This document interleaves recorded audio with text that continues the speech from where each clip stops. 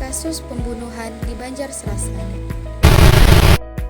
Tingkat kriminalitas semakin merajalela. Hal ini dipengaruhi oleh berbagai faktor, antara lain tuntutan perekonomian, lingkungan sekitar, dan relasi dengan sesama. Banyak dari sekian manusia yang melakukan jalan pintas untuk mencapai apapun yang diinginkannya. Tingginya angka kriminalitas saat ini bukanlah menjadi sesuatu hal yang baru di telinga masyarakat, karena kriminalitas sudah masuk ke dalam tatanan kehidupan manusia. Nah, di sini kita akan membahas tentang kronologi kasus pembunuhan tersebut. Kesaksian keluarga perihal penemuan mayat ibu dan anak yang diduga menjadi korban pembunuhan. Peristiwa ini terjadi di Jalan Tanjung Harapan, Kelurahan Banjarselatan, Kecamatan Pontianak Timur, Kalimantan Barat. Diceritakan dari pihak keluarga yang merasa mulai curiga karena ibu dan anak sudah 3 hari tidak dapat dihubungi. Kemudian, keluarga korban pun sepakat untuk mendatangi rumah korban. Saat mendatangi rumah korban, pihak keluarga menemui sejumlah kejanggalan, yaitu lampu yang padam dan horden jendela terkeluar. Keluarga pun sepakat untuk mendobrak pintu tersebut. Sejumlah kejanggalannya itu, saat pintu terbuka, korban tersebut sudah tergeletak tak bernyawa dan darahnya sudah mengering. Dan satu korban lagi berada di ruang tengah, yaitu anaknya juga sudah tak bernyawa. Keluarga pun langsung histeris melihat ibu dan anak tersebut sudah tak bernyawa, meninggal dengan cara tak wajar. Mengetahui peristiwa ini, sontak tampak ratusan warga pun mendatangi lokasi tersebut, hingga polisi pun berdatangan di lokasi kejadian tersebut. Pelaku pembunuhan ini adalah suami dari korban atau ibu, sekaligus ayah tiri korban atau anak.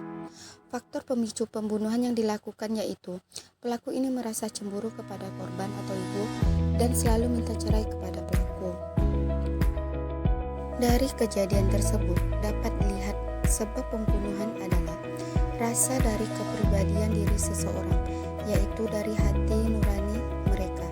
Pembunuh atau psikopat sekalipun bukanlah seorang berdarah dingin dan tak memiliki moral, namun hanyalah berbentuk reaksi yang terjadi dalam otak mereka.